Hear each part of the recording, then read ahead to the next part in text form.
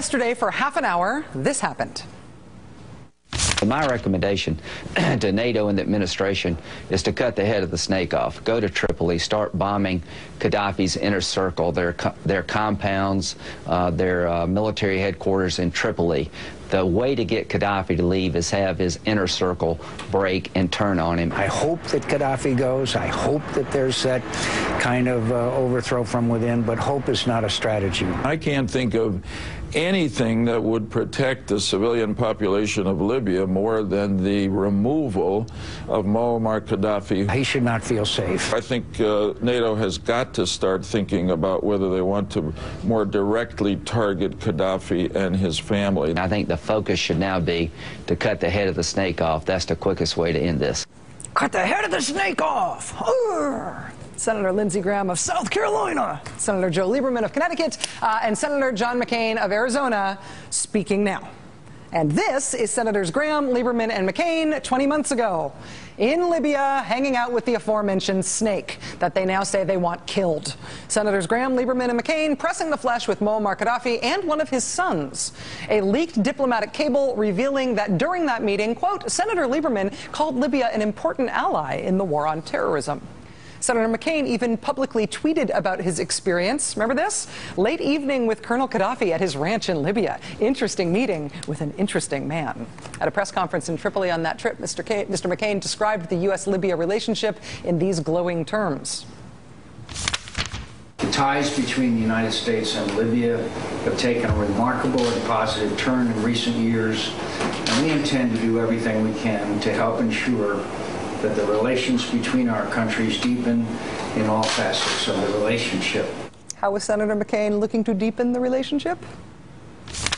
We discussed the possibility of moving ahead with the provision of non-lethal defense equipment to the government of Libya. Senator McCain lobbying to give non-lethal defense equipment to Muammar Gaddafi. That was 20 months ago. But now? This is a man with American blood on his hands who has committed acts of terror in the past. And our policy, the United States policy, as articulated by the President of the United States, states that he should go and he should not stay in power. He should not feel safe. How concerned are you that if you kick Gaddafi out, that you allow Islamists then to get, as bad as he might be, to take control in Tripoli? Well, I don't think we worried too much when we wanted to get rid of Hitler as to who would take his place.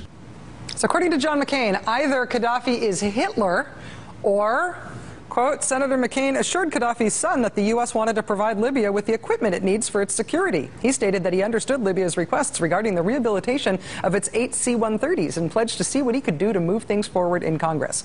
Either Gaddafi is Hitler, and President Obama should be criticized for not going after him himself, guns blazing to get him deader than dead, or this.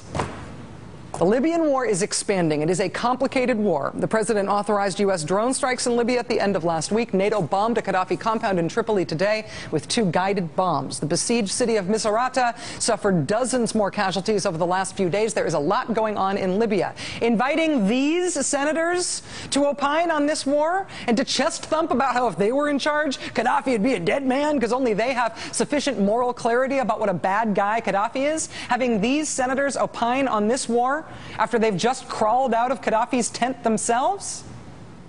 That is a political science case study in getting away with it. In a just world, this would be embarrassing. But in the Beltway, it's just Sunday morning. It's not about justice. It's not about agenda. It's not about mobilizing people. It's about dialing for corporate dollars. These two parties have sold the U.S. government and the American people to the highest bidders.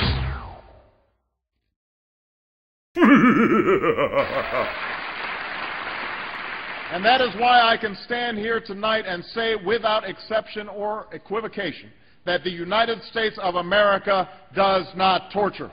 We can make that commitment here tonight.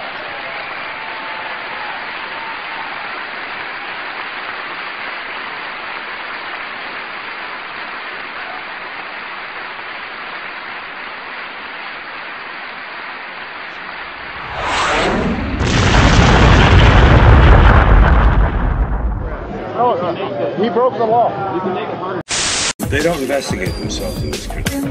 Most people, there would be a whitewash. It would be like the Kennedy thing. It would be like everything. All day long, beating you over the head in their media, telling you what to believe, what to think, and what to buy. The table is tilted, folks. The game is rigged. And nobody seems to notice. Nobody seems to care.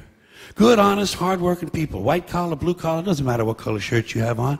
Good, honest, hard-working people continue. These are people of modest means. Continue to elect these rich cocksuckers who don't give a fuck about them. They don't give a fuck about you. They don't give a fuck about you. They don't care about you at all. At all. At all. Yeah. You know?